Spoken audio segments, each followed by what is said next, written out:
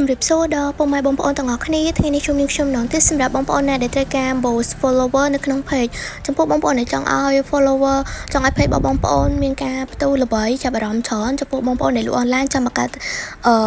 ទំនុកចិត្តដល់អតិថិជនអាចមើលវីដេអូពីដើមដល់ចប់នេះបានហើយក្នុងការ boost follower នៅផងដែរគឺអត់មានន័យពិបាកទេយើងគ្រាន់តែត្រូវការ link page របស់យើងតែប៉ុណ្ណឹងឯងជាដំបូងគឺយើង copy link page របស់យើងសិនមកបងប្អូន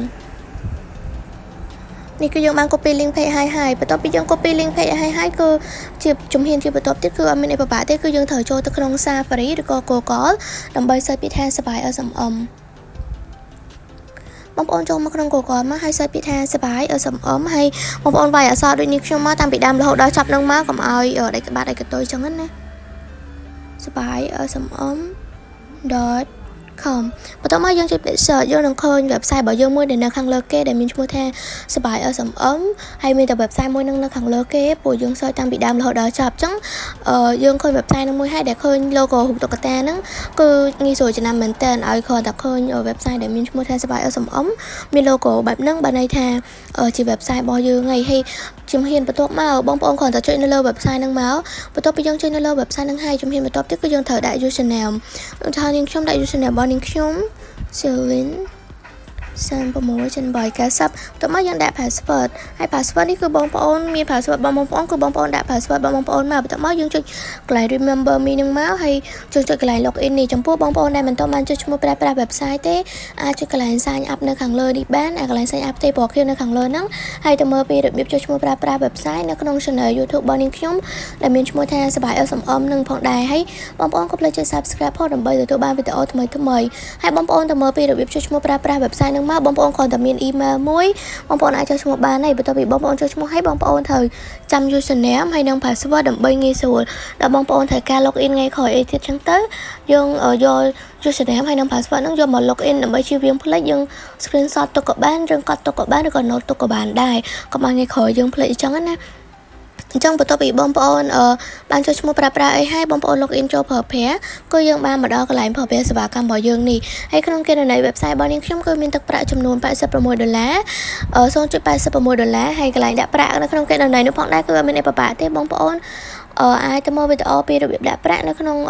វីដេអូជាមួយចុចឈ្មោះប្រើប្រាស់ website នឹងផងដែរបងប្អូនមើលកន្លែងសញ្ញាព្រួយនៅខាងលើនេះបងប្អូនចុចនៅលើកន្លែងសញ្ញាព្រួយហ្នឹងទៅបងប្អូននឹងឃើញកន្លែងនេះហើយបងប្អូនឃើញកន្លែងហ្នឹងបងប្អូនចុចកន្លែង add fund នេះមកពេលដែលយើងចុចកន្លែង add fund ហ្នឹងហើយមកដល់កន្លែងនេះគឺយើងកន្លែងដាក់ប្រាក់បងប្អូនអាចបញ្ជាក់ទីកន្លែងហ្នឹងបងប្អូនមានត្រឹមតែ50 សេនអីក៏បងប្អូនអាចដាក់ទឹកប្រាក់នៅក្នុងគណនីដើម្បីប្រើប្រាស់បានដែរហើយពេលដែលយើងដាក់ទឹកប្រាក់នៅក្នុងគណនីហើយបងប្អូនគ្រាន់តែរងចាំពី4ទៅ5នាទីបងប្អូននឹងឃើញទឹកប្រាក់លោតចូលទៅក្នុងគណនី website របស់បងប្អូនហើយបន្ទាប់មកទៀតបងប្អូនមើលកន្លែងបណ្ដុំសេវាកម្មនៅខាងក្រោមនេះយើងឃើញមានសេវាកម្មជាច្រើនមានសេវាកម្ម YouTube Facebook TikTok អីចឹងទៅប៉ុន្តែវីដេអូយើងថ្ងៃនេះគឺយើង focus ទៅលើ Facebook អញ្ចឹងយើងselect យកសេវាកម្ម Facebook មក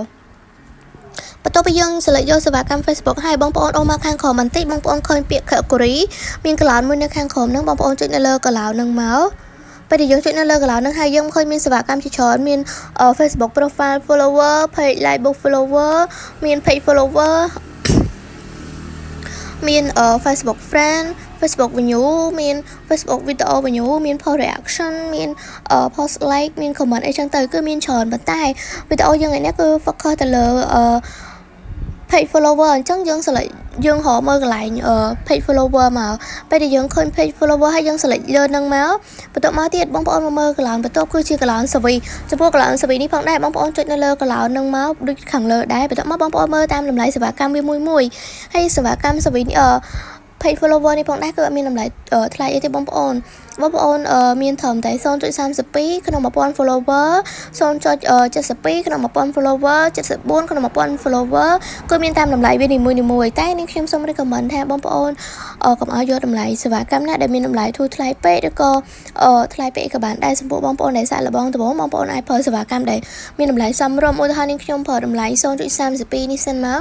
បន្ទាប់មកទៀតបងប្អូនមើលកន្លែង link នេះ link គឺយើងបានផាសពីដើមវីដេអូហើយ copy ពីដើមវីដេអូហើយអញ្ចឹងមកដល់កន្លែងនេះយើងគ្រាន់តែចុចកន្លែងហ្នឹង2ដងទៅ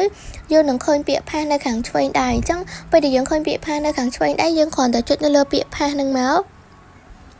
បន្ទាប់មកទៀត link យើងគឺបានលោតចូលទៅក្នុង cloud ហ្នឹងហើយជំហានបន្ទាប់ទៀតយើងមកមើល cloud បន្ទាប់ទៀតនិយាយរួមទៅគឺបងប្អូនមើលតាម cloud វាបន្ទាប់នឹងមកហើយបងប្អូនអាចដាក់ពីចំនួន100 follower ឡើងទៅបងប្អូនពេលដែលយើងដាក់ចំនួន100 follower បងប្អូនឃើញឆាយនៅខាងក្រោមនេះគឺវាលោចំនួន $0.032 អញ្ចឹងបានន័យថា